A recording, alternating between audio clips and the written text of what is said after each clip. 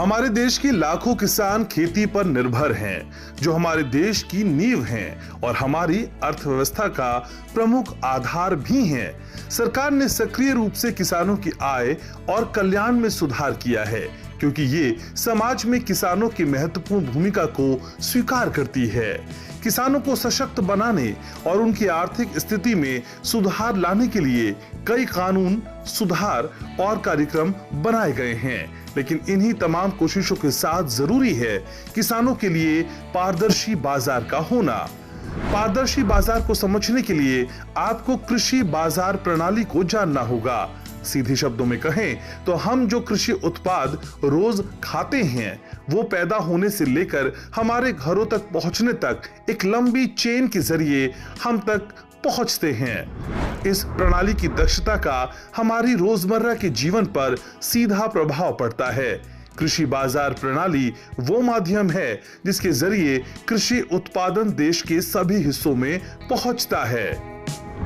अगर कुछ साल पहले की बात की जाए तो कुछ रिपोर्ट्स बताती हैं कि किसानों का व्यापारियों और बिचौलियों द्वारा शोषण किया जाता था।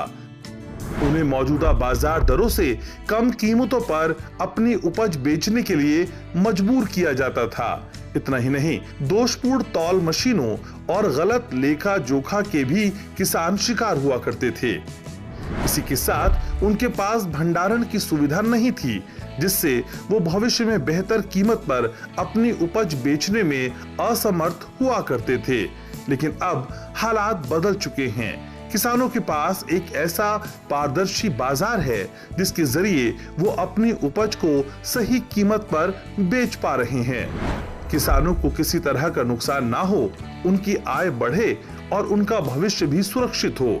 इसी के मद्देनजर सरकार ने विनियमित और कुशल बाजार व्यवस्था के लक्ष्य को प्राप्त करने के लिए कई कदम उठाए हैं। सबसे पहले पारदर्शी और व्यवस्थित विपणन स्थितियों को हासिल करने के लिए बाजारों को विनियमित किया गया। दूसरा, परिवहन में सुधार के प्रावधानों ने कनेक्टिविटी के आसान और नए रास्ते खोल दिए, जिसने किसानों के बाजार पहुंचने तक की राह को आसान कर दिया है।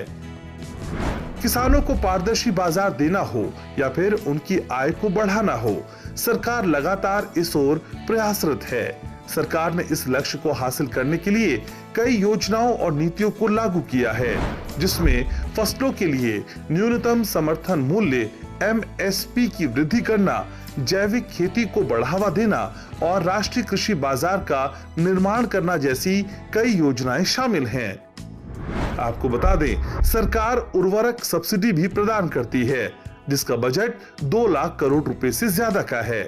इतना ही नहीं, PM किसान के जरिए किसानों को आर्थिक सहायता भी मिलती है। तो आज सच के साथ कार्यक्रम में जानने की कोशिश करेंगे कि सरकार की नीतियां, सुधार और उनके कार्यक्रम किसानों के लिए पारदर्शी बाजार उपलब्ध कराने में कितने कारगर साबित हो रहे हैं।